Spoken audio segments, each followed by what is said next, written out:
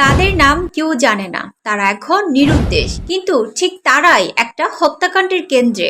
দুই বান্ধবী, একজন পড়ে ইউনিভার্সিটি অফ স্কলার্স এর ইংরেজি বিভাগে, আরেকজন বিজনেস অ্যাডমিনিস্ট্রেশনে।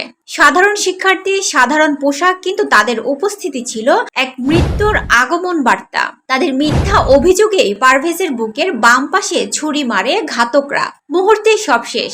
আর সেই দুই মেয়ে, তারা তখনও ঘটনাস্থলে দাঁড়িয়ে দেখছে। তাদের কথায় এক ছেলের জীবন নিভে যাচ্ছে। বেশ কদিন পেরিয়ে গেছে, পুলিশ 4 জনকে ধরেছে, কিন্তু যাদের দিয়ে গল্পের শুরু সেই দুই বান্ধবী আজও ধরাছোঁয়ার বাইরে। তাদের ফোন বন্ধ, তাদের ঠিকানা এখন রহস্য। পুলিশ বলছে এই দুই ছাত্রীর মুখেই লুকানো আছে মাস্টার প্ল্যানের ছাপ। কার ইন্ধনে খুন, কার ক্ষমতা দেখাতে এক তরতাজা ছেলেকে শেষ করে দিল ওরা? সত্যি কি তারা কেবল ভুল বুঝেছে, নাকি সেটাও ছিল একটা সাজানো খেলা?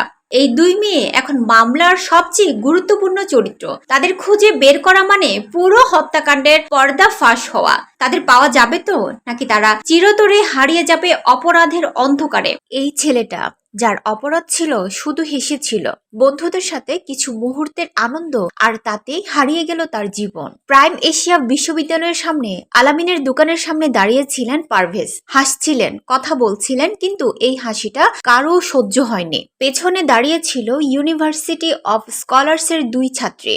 তাদের একজন পিয়াসের প্রেমিকা সোজা ফোন করে বলে ওরা হাসছে, আর এতেই ক্ষিপ্ত হয়ে ছুটে আসে পিয়াস ও তার দলবল।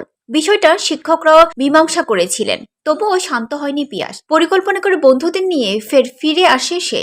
তারা জানতো আজ কারো জীবন কেড়ে নেবে। ছুরিকাঘাতে রক্তাক্ত পারভেজ একটাই কথা বলছিল, শেষবার আমি শুধু বন্ধুদের সাথে হাসছিলাম, মেয়েগুলোর দিকে না। সামাজিক মাধ্যম ব্যবহারকারীরা বলছেন এই খুনের মাস্টারমাইন্ড আসলে কারা? দুই মুখোশধারী নারী, যারা প্রেমিকের হাত দিয়ে ঘটিয়েছে ভয়াবহ হত্যাকাণ্ড। তাদের ধরতে হবে, তাদের মুখোশ খুলে দিতে হবে সবার সামনে। শুধু পিয়াস না, এই দুই নারী হচ্ছে মূল কালপ্রিন্ট। এদেরকে গ্রেফতার করার জোর তাগিদ সবার। আপনার কি মনে হয় কমেন্টে জানান, সাবস্ক্রাইব করুন, কারণ আমরা চোখ রাখছি এই কাহিনীর পরবর্তী মোড়ের দিকেই।